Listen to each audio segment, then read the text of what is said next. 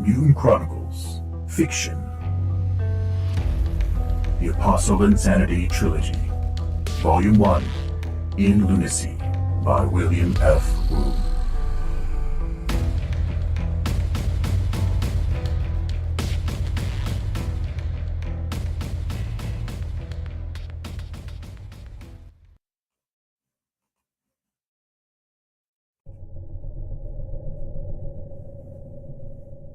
Chapter 5. The whiz-kid looked at him, puzzled. My employer and the conditions of my employment must remain private. But I wish to hire you to help. Are you willing? Well, sure. The whiz-kid's eyes widened, but he said nothing more. Kenji suspected he had just realized who had hired Kenji, but as long as Kenji did not actually tell him, this situation would suffice. I want you to go back into cyberspace and see if you can get any leads on a rogue capital ship that landed here in the last day or two. A rogue ship? What do you mean? It must have been converted to black technology. You mean the Dark Legion? The whiz-kid's mouth dropped open. Zowie, here on Luna? Maybe. We are merely investigating a rumor. Got it. Come on. The whiz-kid turned and ran out the front door. Across the porch, to his own front door. Kenji picked up his Wind Rider and his samurai sword before following him. As the whiz-kid leaned into his virtual reality hood and entered cyberspace, Kenji continued to clean his sword. Then he checked and reloaded his Wind Rider. As he worked, he considered the task ahead of him. Finding a single, individual woman, apparently someone's captive, on Lunacy would be extremely difficult under any conditions. Lunacy covered nearly all of the moon and was built with many levels deep underground. Its dense population was immense. He did not feel he could handle this task alone, but if he enlisted help, he would have to limit the information he shared with his colleagues.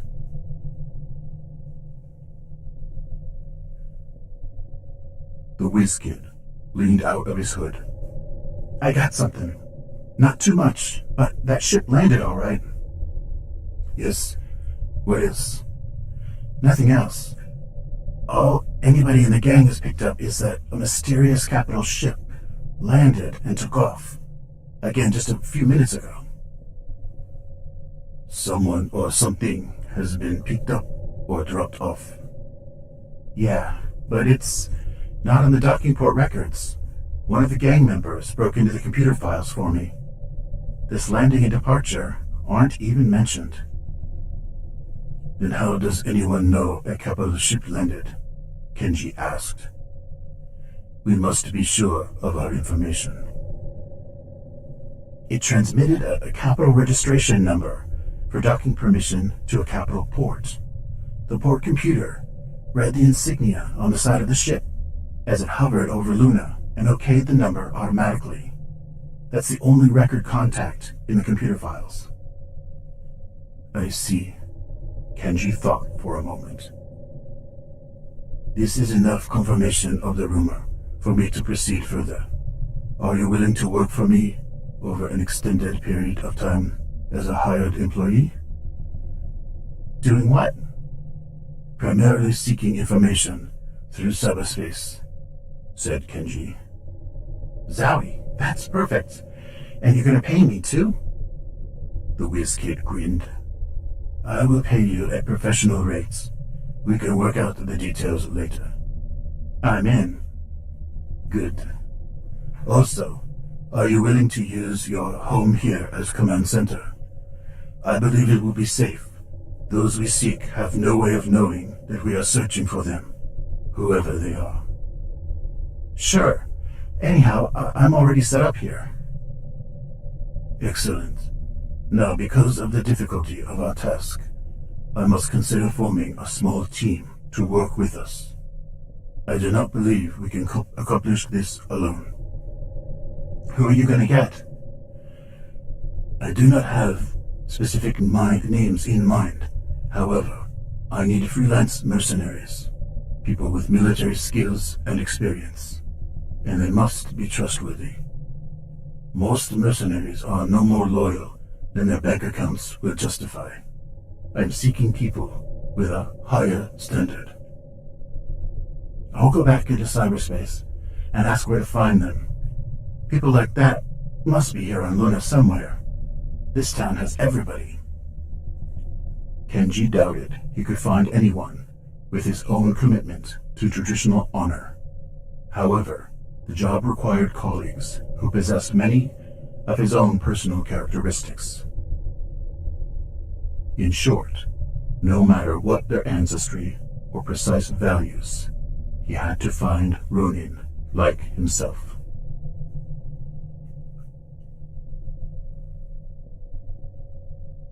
Lane spent the day drifting from one freelance hangout to another, hoping to get a line on work. As usual these days, he wore no armor and carried only his Sherman 74 M13 bolter handgun on his belt and his Capital Car 24 light machine gun on a shoulder strap. He heard nothing new, and he saw only the same faces as yesterday. But that was normal. As usual, he saved the Midnight Star for last, since it was his favorite place to spend the evening. When Lane first glanced around the crowd in the Midnight Star, he spotted Pam's blonde hair immediately. She stood in the far corner of the room, talking to someone Lane had never seen before. As yesterday, Pam wore her tight gray jumpsuit and her own Sherman. The man, of Asian descent, wore the dark blue armor of the Mishima elite, 2 swords at his waist, and a Wind Rider light machine gun slung casually over one shoulder. He held his winged helmet under one arm. His hair was short and bristling. His features were even and angular, and his expression reserved.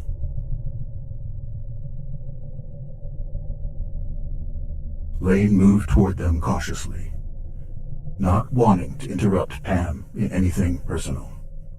When Pam saw Lane, she waved for him to join them.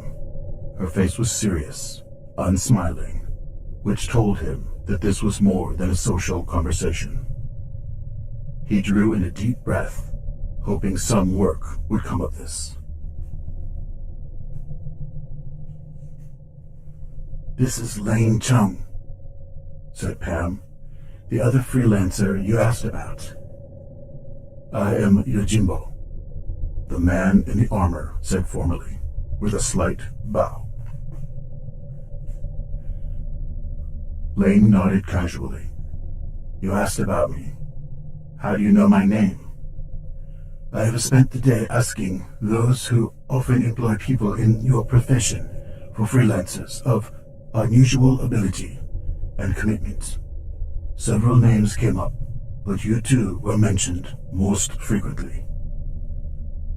Lane felt a surge of elation, but fought to hide it.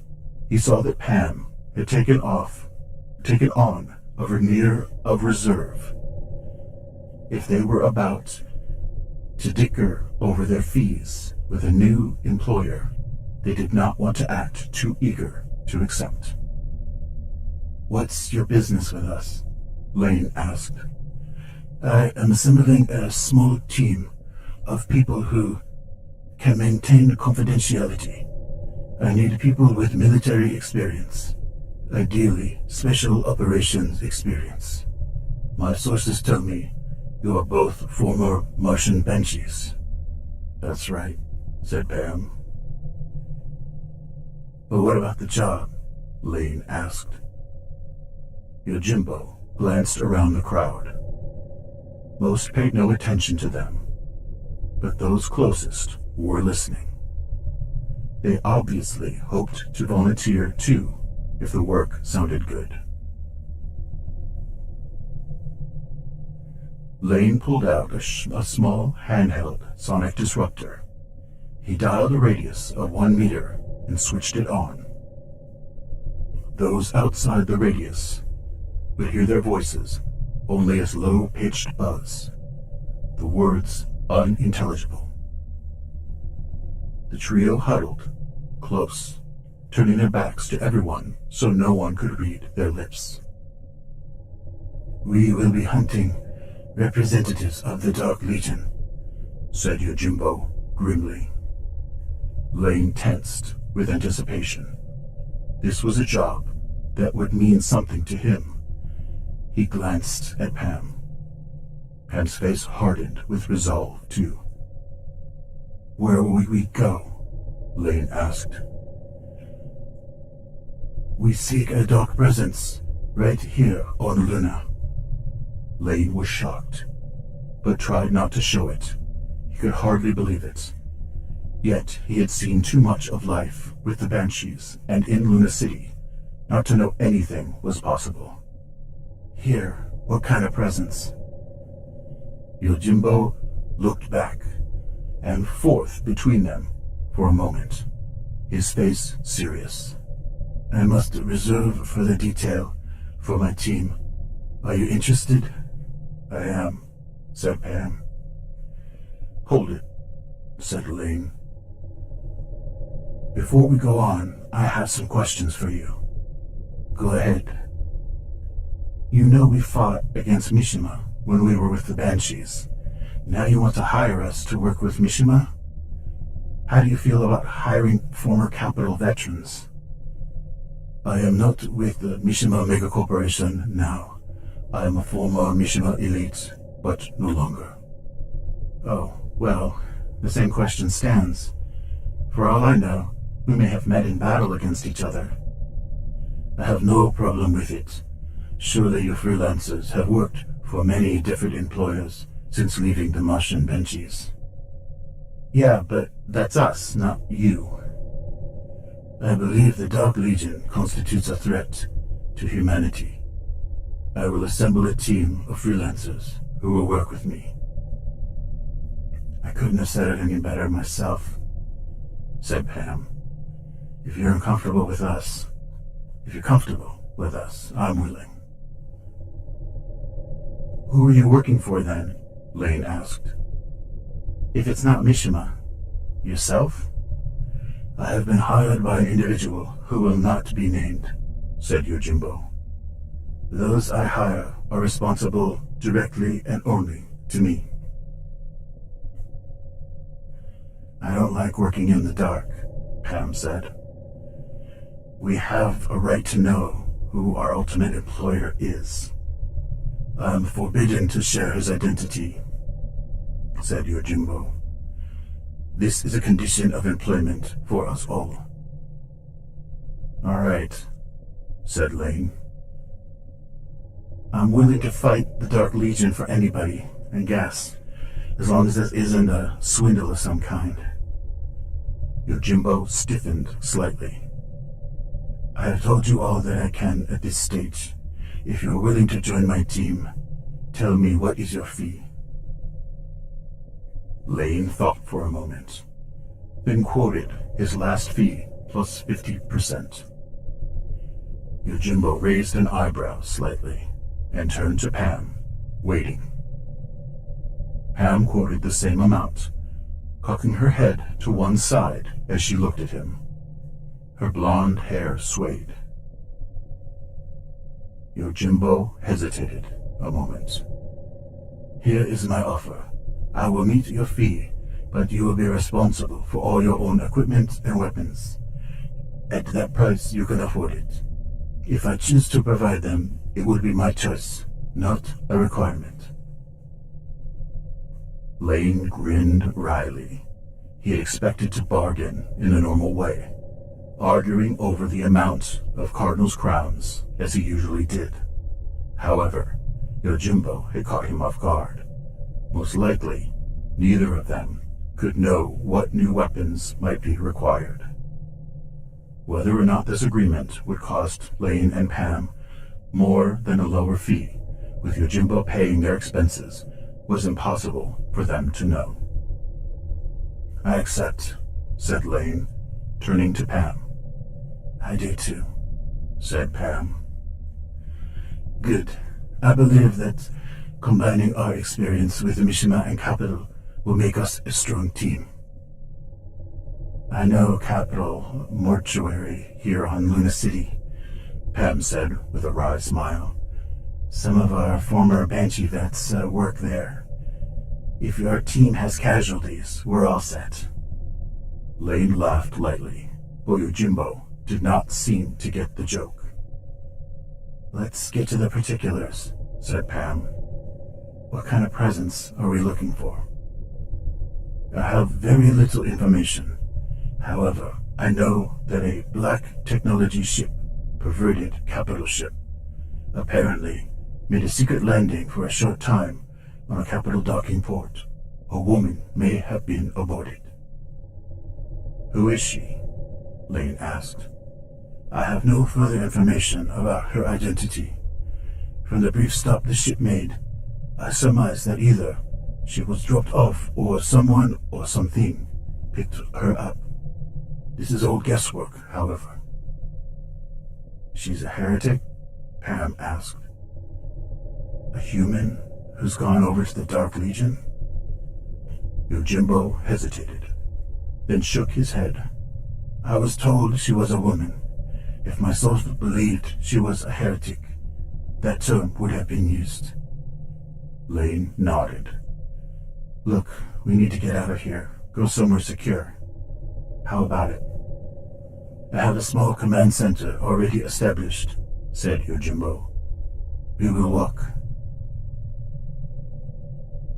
Lane and Pam followed him out of the Midnight Star onto the crowded street. They said nothing, but exchanged satisfied glances when Yojimbo was not looking. Lane would have agreed to fight the Dark Legion for much less than he asked. He felt certain that Pam would have too. The task Yojimbo had presented would inspire Lane for a change. Instead of fighting endlessly for soulless megacorporations, or for commanders who considered them cannon fodder, they would protect the humans on Luna from the Dark Legion. For a while at least, it might keep life worth living a little longer.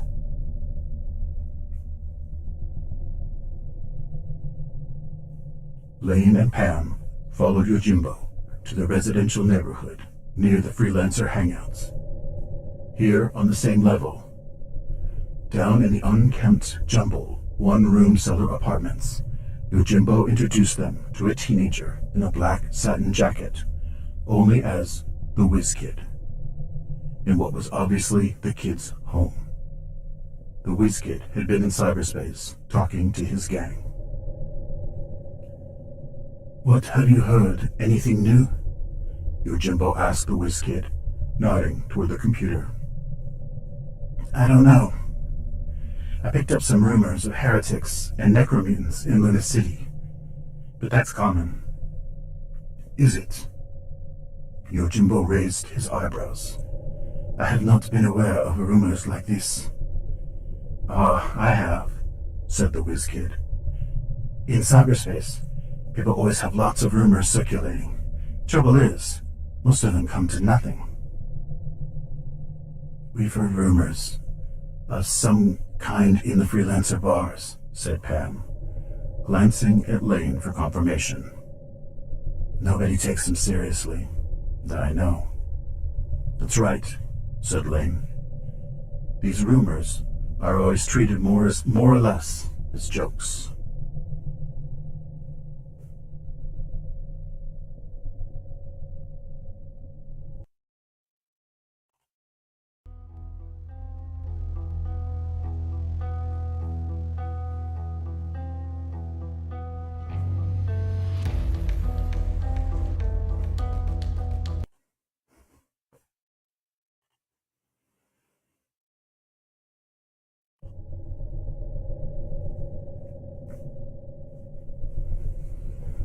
Maybe they should not be, said Yojimbo. He gestured toward the couch and chairs for them to sit. The Dark Legion, presence on Luna, may have been here longer than anyone ever suspected. That would explain the rumors. Throw that junk aside, said the whiz kid. The clothes, I mean. Lane grinned and carefully put some of the clothes on the floor. Pam did the same and sat next to him on the couch.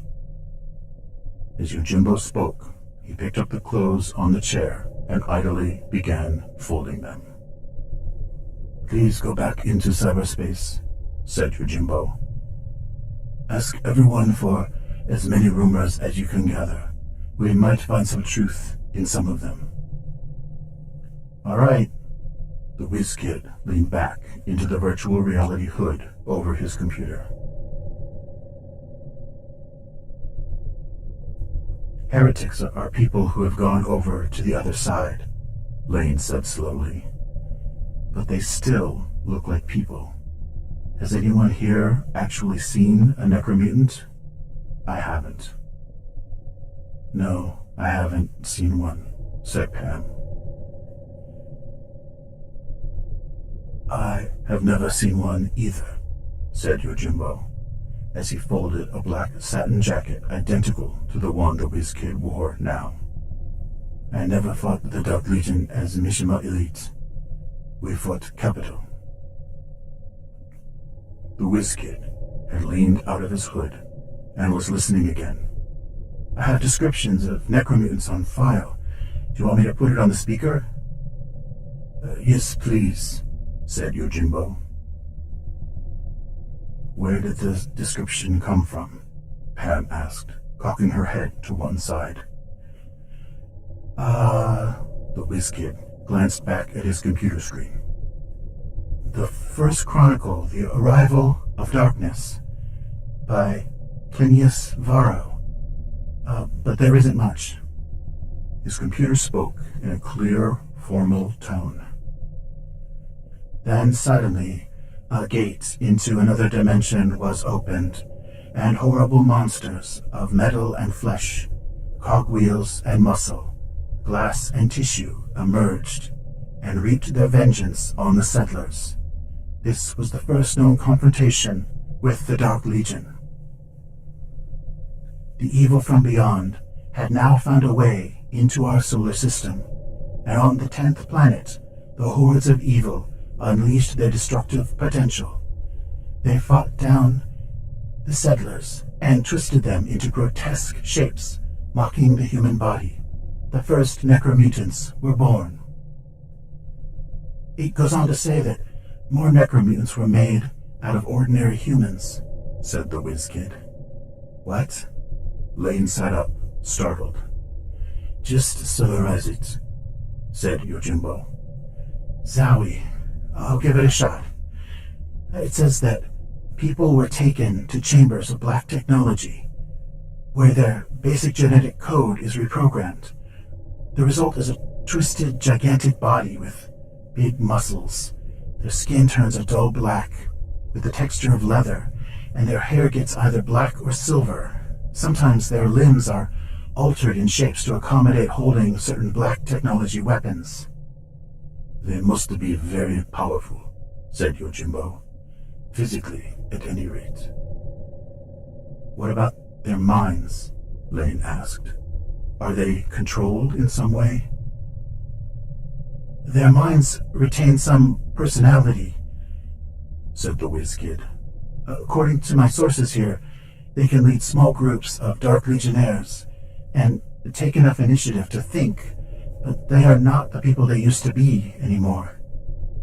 I see, said Yojimbo. That's all I have about necromutants, said the whiz kid with an apologetic shrug.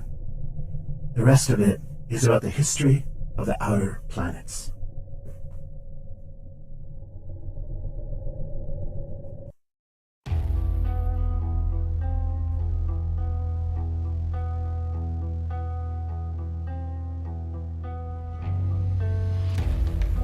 Mutant Chronicles, Fiction.